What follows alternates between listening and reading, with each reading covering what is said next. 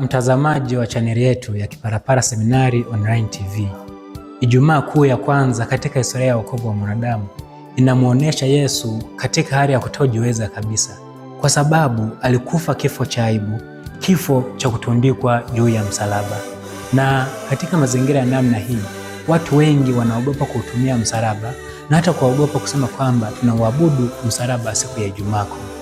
Hivyo basi, napenda tutafakari sababu za sisi kuabudu msalaba siku ya Ijumaa Kuu.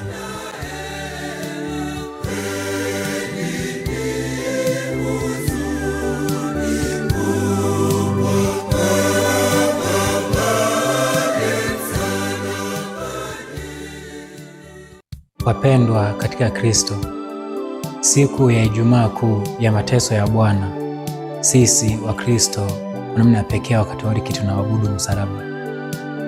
Katika nyakati zetu hizi, wapo watu ambao wanaogopa kutumia neno kuabudu msalaba siku ya Ijumaa Kuu kwa sababu ya tuhuma zinazotokana na watu wasio na uelewa sahihi kuhusiana na msalaba. Na hivyo basi watu hawa wanaamua kuchagua kutumia neno tunaoheshimu msalaba. Lakini ukweli ni kwamba tunauabudu huu msalaba siku ya Ijumaa Kuu. Na tunafanya hivi kwa sababu mbili. Kwanza kabisa, sababu ya kihistoria; pili, sababu ya kiteolojia. Wapendwa, sisi wa Kristo, dini yetu ina mizizi, na kwa namna pekee tuangalie mizizi kutoka kwa Wakristo wa mwanzo. Wakristo wa mwanzo walioishi katika karne za kwanza, siku ya Ijumaa Kuu walikutana kwa ajili ya kufanya mambo mawili.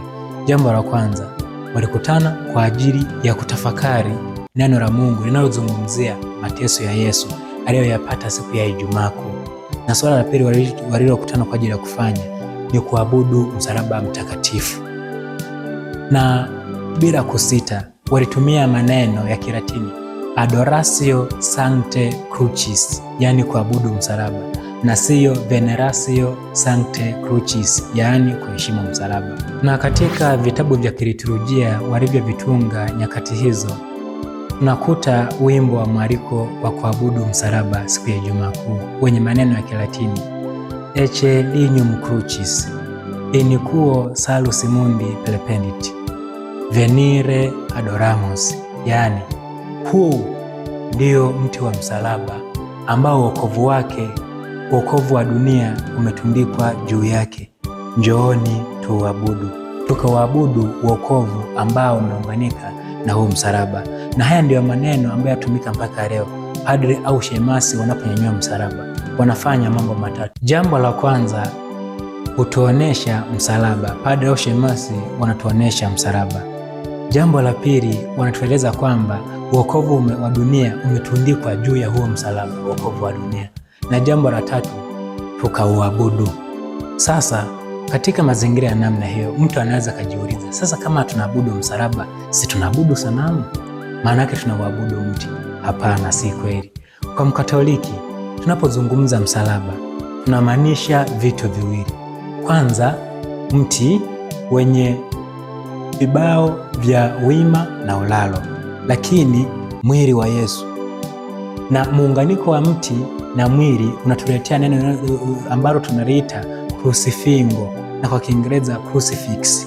Kwa hiyo kwa msalaba kwetu sisi sio mti tu wala sio mwili wa Yesu tu, ila tunamaanisha muunganiko kati ya mti na mwili wa Yesu. Na hapa sasa tunakuwa na uwezo wa kuabudu msalaba kwa sababu kuna muunganiko kati ya wokovu Yesu na mti wenyewe.